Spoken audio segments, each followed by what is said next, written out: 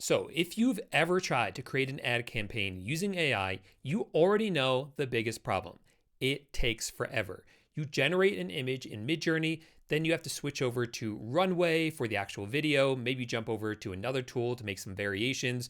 And by the time you're done, you've spent 3 hours and you're still not finished and you still have to edit it.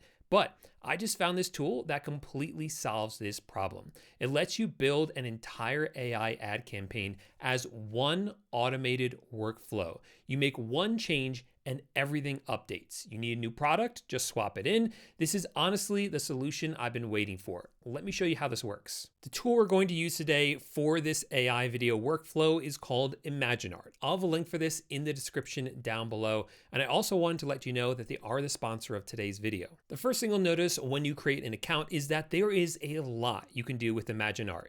So over here on the left, you can see that you can create images using all the top models like ImagineArt 1.5, Nano Banana Pro, GPT Image 1.5, all the top models in here. We also have video generation using, again, top models like Veo 3.1, Seedance 1.5, Sora 2. You can edit images, they have lip sync, but what I suggest you do is always start with this right here, which is called workflow. And then click right here where it says create a new workflow. And right now you just have a blank canvas, but by the end of this video, you're going to have a workflow that looks something like this. And this may seem a little bit overwhelming, but as you're going to see in a minute, the AI creates all of this for you. And this is just an easy way to stay very organized with all of the assets that you're creating for your campaign. And because there are images in here and videos in here and all the prompts you used are in here as well, you don't have to constantly switch tabs between different products or tools. Everything is just going to be in one place, neatly organized, just like this. So to demonstrate how these workflows work, I'm going to build an ad campaign for a fictional product. Let's say it's a premium water bottle, the kind of thing you'd see on Instagram or in a Facebook ad. And for this, the first thing that we need is a hero product image. To start out, let's go to the left-hand side here, and this is the menu, and this is where you're going to build out everything in your workflow. And that mostly starts with this plus icon right here, which are your nodes. Think of these as the building blocks for your workflow. We have text prompts in here, we have image nodes, we have video nodes. Basically, anything I showed you on the original dashboard, you can do inside of a workflow here with these different nodes. So I'm going to start out with one of these text nodes. All you have to do is click it and you'll see it then appears on your canvas. And you can type in here what you want to create. So I'm going to type in here premium stainless steel water bottle, matte black finish, minimalist design. Basically, I want an image of a nice looking water bottle. And you might notice now that this didn't actually generate anything. There are no images here. So to actually generate some content like an image or a video, we have to create a node for it and then connect it to this prompt. Let me show you what I mean. So coming back to the menu here, I'll click on nodes and I want to create an image. So I'm going to click right here where it says generate image. I'll then drag that over here. And what I'm going to do is I'm going to connect this prompt to this image node right here. Then I'm going to go ahead and click on the image. And you'll notice this brings up the menu for it. So I can choose exactly which image generation model I want to use. Let's say for this one, I want to go ahead and just use regular Nano Banana. You can choose the image size. I'm going to go with 1 by 1 and then go ahead and run selected. And here we can see it generated the image right here. Now, this is where you can really begin to see the power of ImagineArt, because if I now wanted to generate a video, all I have to do is add a video node. So coming back over here on the left, I'll click on nodes and scroll down to generate video, click on that. Let's just go ahead and put this right here. And I'm going to zoom out a little bit so we can see everything. Yeah, perfect right there. So now I have a choice. I can connect this video node to the original prompt, and then it will create a video based on this prompt. Or what I can do is I can actually connect this image to the video node. And so it will actually use this image as the starting frame for this video. If I wanted to, I could even click on nodes, click on prompt, And in addition to using this as a starting frame for this video, I could also add a prompt in here as well. So I can say something like, have someone pick up the water bottle, and then I'll drag this prompt here. So now when I click on run for this video, it's going to use this image as the starting frame, and it's actually going to have someone pick up the water bottle because that is what the prompt is telling it to do. So again, I'll click on it. I'll choose the model I want to use. So for this one, let's stick with Seedance Pro Fast. I just need a 5-second video, and then I'll click on run. And then here is the video that it created. Notice it looks exactly the same as the image for the starting frame, but then when we actually play it, someone picks it up, which is exactly what I told it to do with the prompt. So you can see how this builds on itself. Start with a text prompt, create an image from it. Based on that image, create a video. And where this becomes really powerful is that you can now branch off from here to create any variations that you want. So let's say I want to showcase this exact same water bottle and use it for an advertisement for people who are interested in hiking or just generally being outside.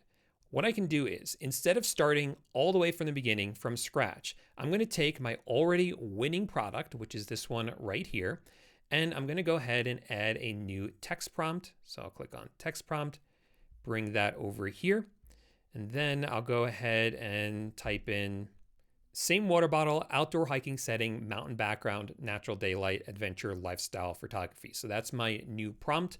I'll go ahead and add a new image node right here. We'll drag this over here.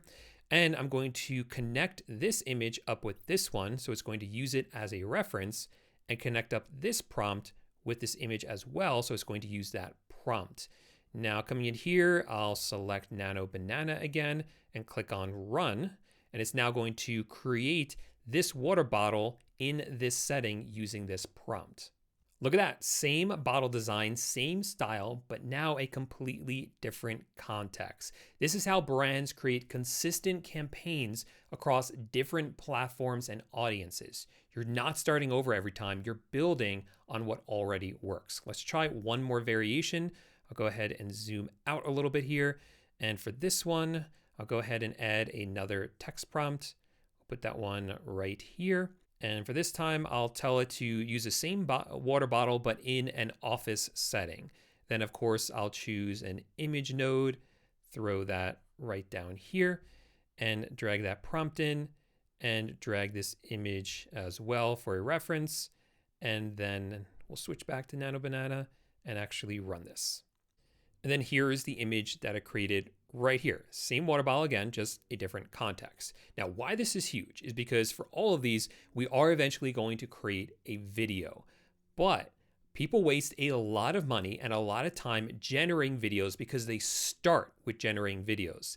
And with this, you can create a bunch of these images until you get the exact image that you want.